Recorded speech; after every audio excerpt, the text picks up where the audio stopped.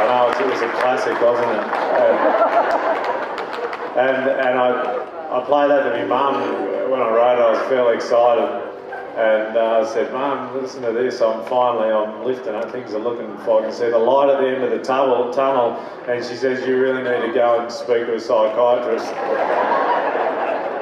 And I thought, why would I go and pay good money to speak to a psychiatrist when my imaginary friend Jodie knows all that stuff anyway?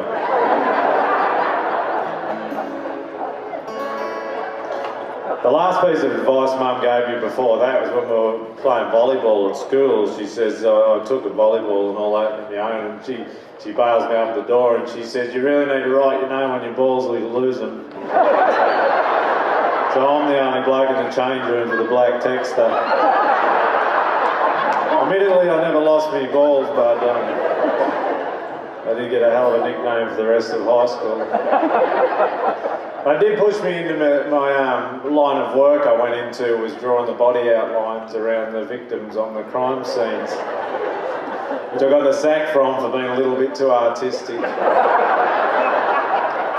Apparently the families of victims of crimes don't find enlarged genitalia as funny as I do.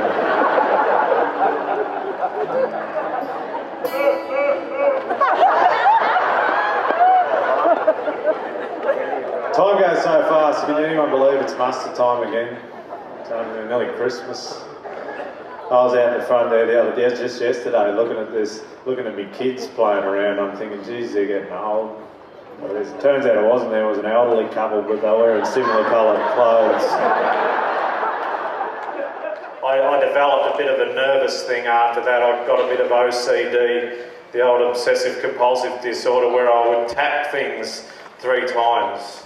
Every time I'd touch them. I could open a can, 3 taps. No one noticed, really. Put the milk back in the fridge, 3 taps. Install a sink, 3 taps. It's a little plumbing joke thrown in there.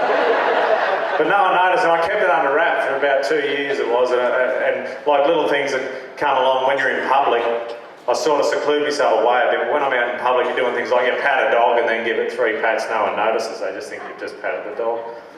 Your young bloke walks past, pat on the head, good on your son, extra 3, they don't notice. A mate, pat on the back, no one notices it, kept it under wraps, no worries at all, until my brother bought me a bloody touch lamp. It took me an hour and a half to try and turn the bastard off.